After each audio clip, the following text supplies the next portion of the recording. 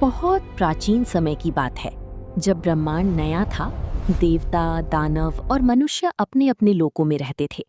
तभी दो अत्यंत शक्तिशाली असुर जन्मे, हिरण्याक्ष और उसका भाई हिरण्यकश्यप। हिरण्याक्ष ने कठोर तप किया और वरदान पाया। उसका अहंकार इतना बढ़ गया कि उसने स्वयं को अजेय समझ लिया। वो गर्जना करता हुआ बोला, अब इस सृष्टि में मुझसे बड़ा कोई नहीं, मैं ही स्वामी हूँ।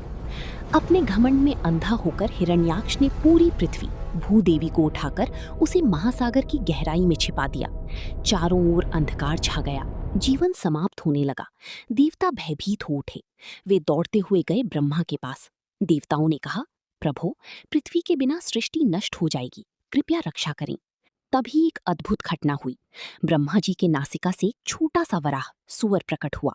पहले वो अंगूठे जितना था, फिर अचानक बढ़ने लगा। वो पर्वत के समान विशाल हो गया। उसकी गर्जना से दिशाएं कांप उठीं। देवता आश्चर्यचकित रह गए। ब्रह्मा बोले, ये कोई साधारण जीव नहीं, ये स्वयं भगवान विष्णु है। वराह ने बिना देर किए समुद्र में छलांग लगा दी। उनकी गिरते ही समुद्र में तूफान आ गया। लहरें आकाश तक उठने लगीं। वे गहराइयों में उतरते गए और अंततः उन्हें मिली डरी हुई, कांपती हुई पृथ्वी देवी। पृथ्वी ने रोते हुए कहा, प्रभु, मुझे इस अंधकार से बचाइए। भगवान वराह ने प्रेम से कहा, भाई मत करो, मैं आ गया हूँ। उन्होंने पृथ्वी को अपने दांतों पर उठाया। जैसे ही वे ऊपर आने लगे, रास्ते में खड़ा था हिरण्याक्ष। वो क्रोध से गरज उठा, कहाँ ले जा रही हो मेरी पृथ्वी? भगवान वराह शांत स्वर में बोले, ये तुम्हारी नहीं, सृष्टि की है। युद्ध शुरू हुआ। गदा टकराई, बिजली जैसी आवाजें हुई, आकाश कांप उठा। हजारों वर्षों तक युद्ध चलता रहा, दैवी समय के अनुसार। देवता प्रार्थना कर रही थी। अंत में भगवान वराह ने प्रचंड प्रहार किया और हिरण्याक्ष का अंत हो गया। युद्ध समाप्त हुआ, शांति लौट आई।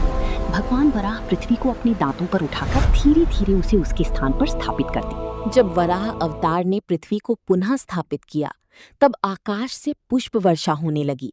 देवताओं के चेहरे पर शांति और कृतज्ञता झलक उठी। सभी देवता हाथ जोड़कर बोले, हे प्रभु, आप ही सृष्टि के पालनहार हैं। आप ही संकट में हमारी रक्षा करते हैं। आपने अंधकार से प्रकाश का मार्ग दिखाया, अधर्म का नाश कर धर्म की स्थापना की।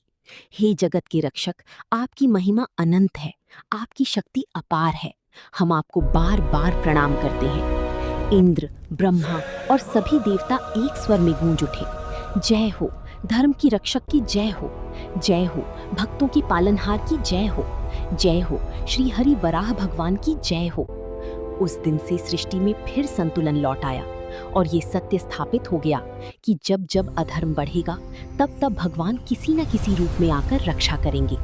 जय श्री वराह भगवान। और हाँ, अगर आप भी सत्य की इन गहराइयों को समझना चाहते हैं, तो सत्य सूत्र को सब्सक्राइब करना मत भूलिए।